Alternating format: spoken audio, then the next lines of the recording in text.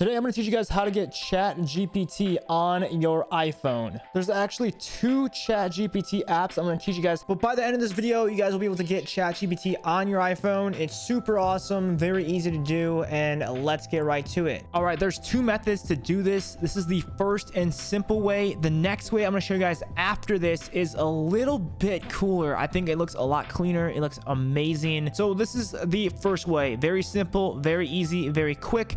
Doesn't look as cool, but it does the job. Basically, you want to start off by going into Safari here and go on to chat.openai.com and go ahead and either log in or sign up for an account if you guys don't have one already. So once you guys go ahead and log in, it's just like ChatGPT, like normal. You can go ahead and just click through this stuff and you can start typing stuff. So do like tell me a joke. So now you guys know that the ChatGPT works just like normal. You can go ahead and click on this little button down here with like the little square with the arrow. Click that and you want to scroll to add to home screen. Now you can go ahead and type in ChatGPT, click add, and now it automatically is on your home screen. It'll add it right to it, shows a little icon which looks awesome. So if you click on this, now you have ChatGPT. All right, so that was the very simple and basic way how to get ChatGPT on your phone,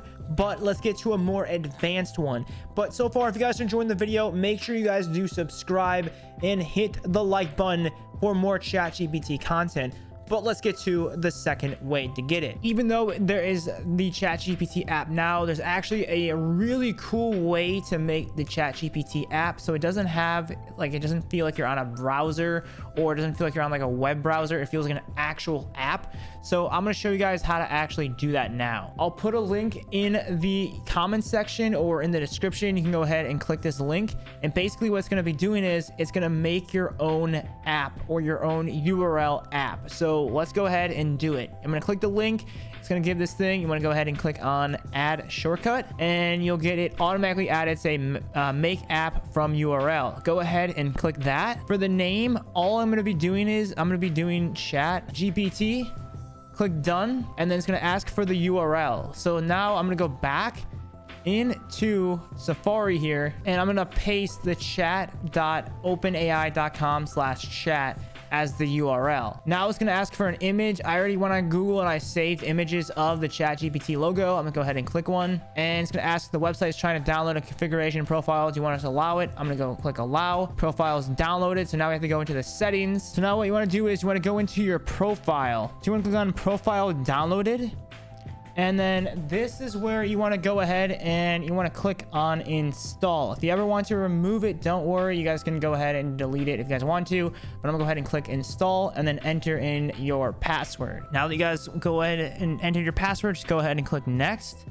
And it's not signed, so I'm gonna go ahead and click install and then install. And then now we are done. And now we'll have ChatGPT. If you ever wanted to delete it, go ahead and click this and remove profile from in the settings, I should say. So now we have another ChatGPT app. I'm gonna go ahead and click this. You guys can see the difference between the two. This one is more of an actual app rather than an actual like web browser. So let's go ahead and log in here. And now that we are logged in, we can see the difference between the two. So you can see this one is literally a lot better than that other one. The original one, like I was showing you guys, it looks like it's like a web browser, like it has like your bookmarks and stuff like that down there. When this new one, it's like the more better one, I should say, the better one. I like this one a lot more.